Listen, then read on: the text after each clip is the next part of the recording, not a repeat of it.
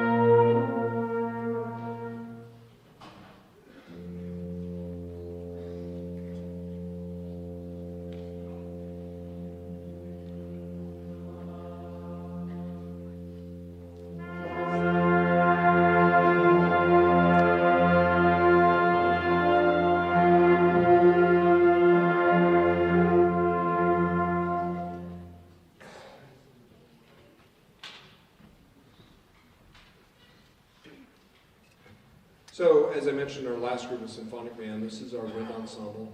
Those two groups together are the students who made up the marching band. So since marching season finished in October, we split up into two groups. One group rehearsed primarily in here, the wind ensemble usually, and symphonic band rehearsed in the band room. So we've had, Dr. Phil and I have each conducted one of the groups, and so we haven't been able to utilize the fact we have two directors, but next semester this group will shift to second hour, and so then we'll be able to do a little bit of extra stuff. This is our audition-based ensemble, so those students for next year who have an interest in auditioning for placement in our wind ensemble, those auditions happen they have to be completed prior to spring break. And so that material is already available on our website. We'll be talking more about that in some of the rehearsals that we have left this week, but also especially when we get back from winter break. But it's not too early for students to start working on that material. This first piece that Wind Ensemble is going to play is actually not a holiday tune. But it will sound a lot like one. This is, Greensleeves is actually an ancient hymn that came from England. It got utilized for what you would know from a Christmas song as What Child Is This? But actually the song Greensleeves existed way before that. This particular piece, written by arranged by Robert W. Smith, is written in the style of an English composer named Ray Vaughan Williams, who wrote a lot of, there are band settings, and maybe some of you who played in band when you were students have played his folk song suites is one of his main pieces. So this first piece is Greensleeves.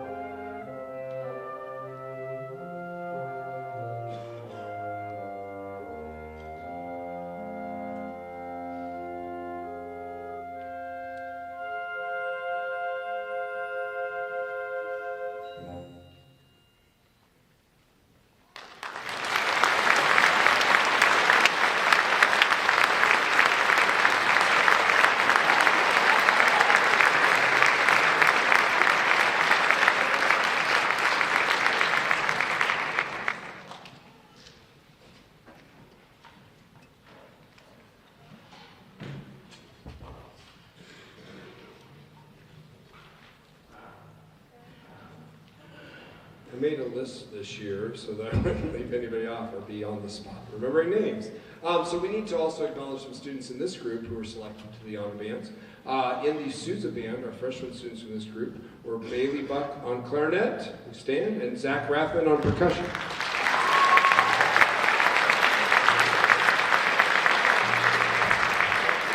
And then I failed. And Anna Fowler on tuba.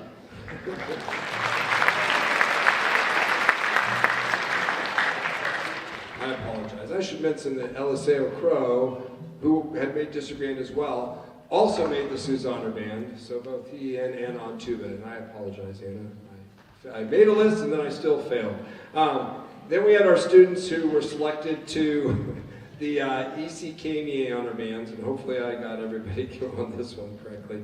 I'm going to read, first of all, the students who were selected to the red and blue bands. So the red and blue bands are both kind of equal groups. There's 3 concert bands in the honor bands in ECKMEA, and then the gold band is kind of the select group of that. But in our red and blue bands, we had Oliver McQuinn on flute, and if you can hold your applause till I read all of these, Oliver McQuinn on flute, Brady Reese on bass clarinet, Ben Cobb on horn, Anna Fowler on tuba, Ivanka Fadesh on alto sax, Grady Wall on euphonium, Eliseo Crow on tuba, and I want to go ahead and acknowledge these students as well. Lauren Ott was an alternate on trumpet, and Zachary Bishop was an alternate on trombone. So if we could please give those students a round of applause.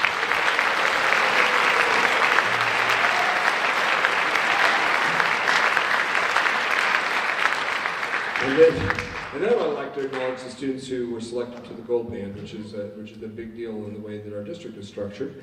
Again, if we can hold our applause till all these names are read. We have Henry Wheat on bassoon, Jackson Anderson on bari sax, Jonah Curie on trumpet, Aidan Oberholzer on horn, C.J. Voland on euphonium, and Ernie May on tuba.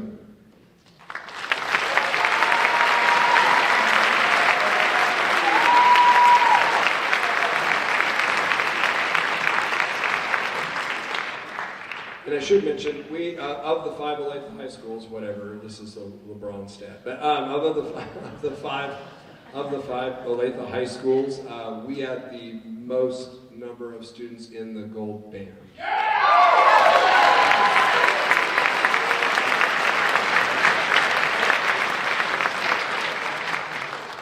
And by the way, 3 of those students were also first chair in their sections. So.